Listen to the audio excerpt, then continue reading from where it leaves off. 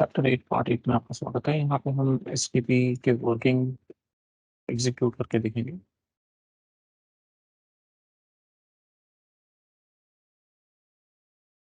यहाँ पे आप देख सकते हैं कि मैंने दो स्विचेस आपस में कनेक्ट कर रखे हैं और हम इन्हें क्रॉस केबल के थ्रू कनेक्ट कर देते हैं। यहाँ पे रिडंडेंट लिंक्स है। आप देखेंगे कि जैसे हम उसे कनेक्ट करते हैं एसटीपी वर्क करना चालू कर देता है और वो अपना 50 सेकेंड्स लेगा ये इंश्योर करने के लिए कि कौन सा पोर्ट ऑन होना चाहिए और ऑफ होना चाहिए। इस दौरान ये वो सारे स्टेप्स एग्जीक्यूट करेगा जिसके बारे में हमने पिछली वीडियो में बात की है। अब देख सकते हैं ये स्टेप्स एग्जीक्यूट हो चुके हैं और इसमें फास्ट इथरनेट 0/2 को स्विच 0 पे बंद कर रखा है। चलिए आइए देखते हैं कुछ चीज़ें। अगर मैं CLI मोड पे जाऊँ स्विच 1 के, यहाँ पे इनेबल मोड के अंदर और मैं देखूँ शो स्पैनिंग ट्री, तो आप देखेंगे VLAN 1 के लिए स्पैनिंग ट्री का इंफॉर्मेशन आता है। Spanning tree enabled protocol IEEE, मतलब ये स्पैनिंग ट्री रन हो रहा है वो IEEE के स्टैंडर्ड वाला है।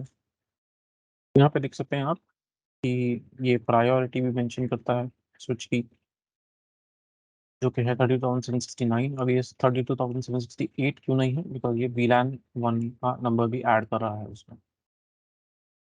इसके अलावा यहाँ पे दो सेक्शंस होते हैं, एक रूट ब्रिज के बारे में इंफॉर्मेशन और एक ब्रिज आईडी मतलब खुद के स्विच के बारे में इंफॉर्मेशन। ओके, देख सकते हैं ये खुद ही बोल रहा है कि this is a root bridge, मतलब ये रूट है। ये इसलिए है क्योंकि इसका मैक एड्रेस जरूर ही लो होगा कंपेयर टू स्विच 0। तो आइए चेक करते हैं दूसरे स्विच का मैक एड्रेस।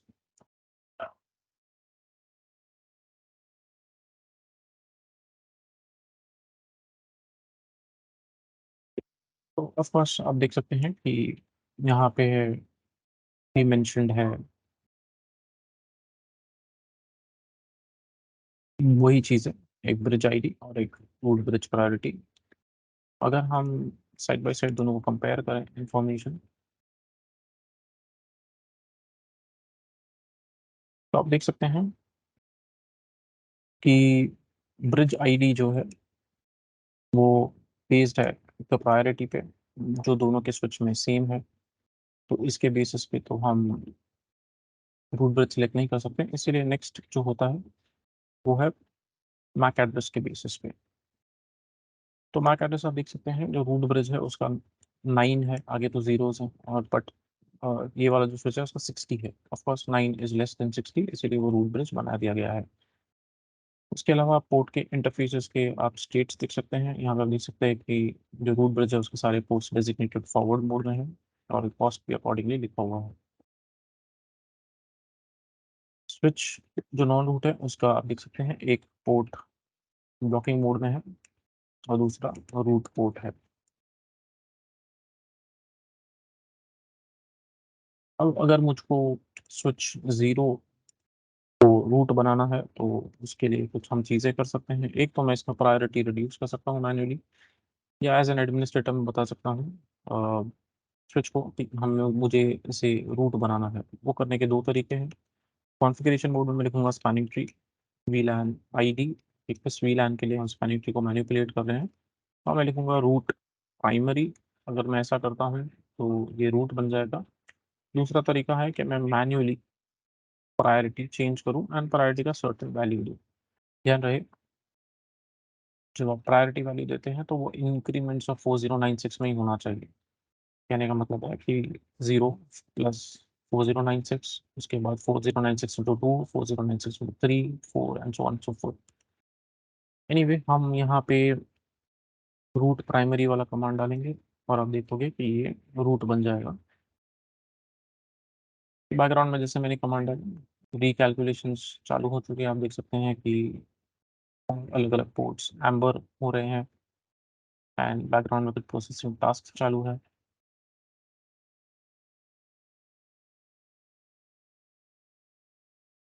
एंड वही 50 सेकंड्स का टाइम लगेगा।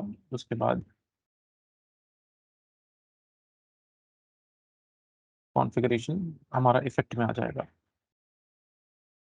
आप देख सकते हैं सिनेरियो थोड़ा-सा चेंज हो गया है। अब स्विच 1 पे फास्टर देन 0/2 ब्लॉकिंग मोड में है। अगर मैं अब फिर से यहाँ पे show VLAN show spanning tree डालूँ, सॉरी। आप देख सकते हैं कि अब ये रूट ब्रिज बन चुका है। अब मैक एड्रेस तो चेंज नहीं किया जा सकता, इसलिए उसने क्या किया है, प्रायोरिटी को कम कर दिया है। 32,769 से अब ये 24,577 है। इस तरह से आप रूट ब्रिज को मैनिपुलेट कर सकते हैं, आपको किसको बनाना है, किसको नहीं। इसके अलावा हमने थियरी में बात की थी पोर्ट फास्ट की। तो जैसे आप, ये मैं पीसी ले लेता हूँ और इसे मैं कनेक्ट करूँगा स्विच के साथ, और आप देखोगे कि ये वही 50 सेकंड्स का डिफ़ॉल्ट टाइमर लेता है एसटीपी कन्वर्जन के लिए, जो कि एक्चुअली होना नहीं चाहिए, बिकॉज़ ये कोई स्विच नहीं है जो मैं कनेक्ट कर रहा हूँ।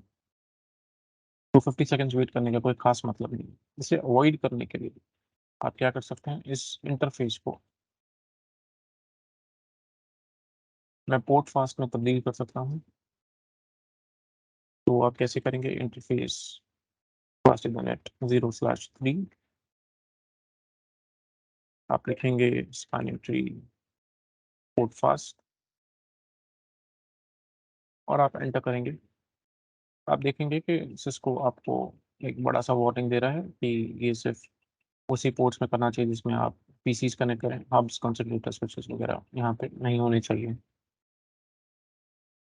ओके, मैंने कमांड डाल दिया है। अब चेक करते हैं कि अगर मैं पीसी को रिकनेक्ट करता हूँ तो क्या ये फिर से 50 सेकंड्स लेता है या इंस्टेंटली कनेक्ट हो जाता है। तो आप देख सकते हैं कि इंस्टेंटली कनेक्ट हो जा रहा है। बट यहाँ पे एक रिस्क है कि फ्यूचर में कोई यहाँ पे कोई स्विच कनेक्ट कर दे, तो मेरे नेटवर्क लूप क्रिएट कर सकता है मेरे नेटवर्क में। इसे अवॉइड करने के लिए आप क्या कर सकते हैं, स्पैनिंग ट्री पीपीडीयू गार्ड इनेबल कर सकते हैं। राइट, जब ये आप करते हैं तो इससे होगा ये कि अब आप अगर इस पोर्ट पे स्विच कनेक्ट कर दो, ठीक है, जो मैं अभी करूँगा।